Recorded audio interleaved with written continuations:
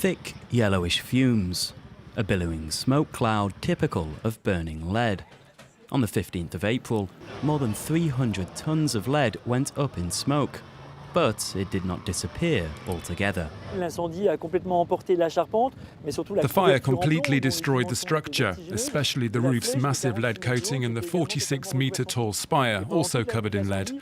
Throughout the night, the fire was carried east to west by the wind, and it picked up the dust and slag that came from the melting of this roof out towards the plaza in front of the cathedral.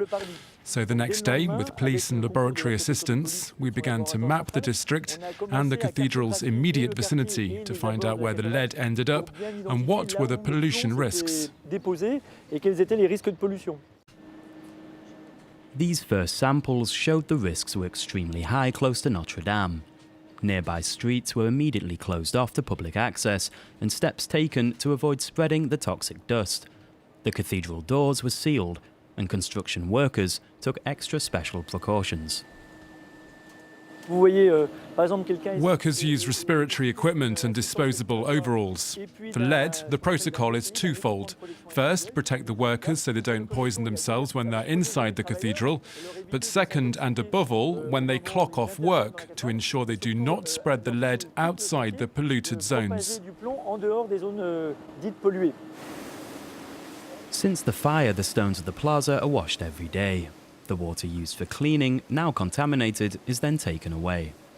Lead was also found in the gardens which border the cathedral. Several centimetres of earth had to be scraped away to rid it of the deposits found there. Even after all this, the lead can still pose a toxic risk, especially for children. Any level of the metal in blood can be dangerous, according to the World Health Organization. It reports even levels less than 5 micrograms per deciliter of blood can impact children's intelligence. Health groups are demanding that everyone exposed to the poisonous dust since the fire be monitored.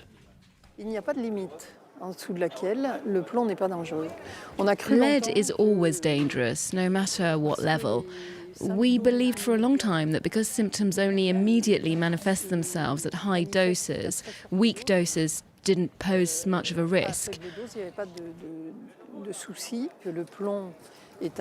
Lead affects the reproductive system, it's neurotoxic, it's a carcinogen, and this is why it's extremely dangerous for children.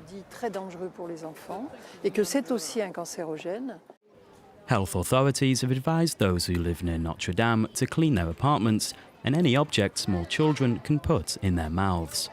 They've also recommended blood tests for the youngest and pregnant women. The alarm was raised after a test on a child who lives close by indicated the level of lead in their blood was higher than acceptable limits. The health consequences for this child are non-existent, because the clinical consequences for lead intoxication are at much higher doses. The threshold was previously 100 micrograms per liter, but has now been lowered to 50. This was done in an effort to monitor children well before they would start to display potential symptoms of lead poisoning. Because we know that even with weak doses, it is necessary to verify where the source is to prevent any more serious developments. The air around Notre Dame is no longer polluted. The lead dust has settled.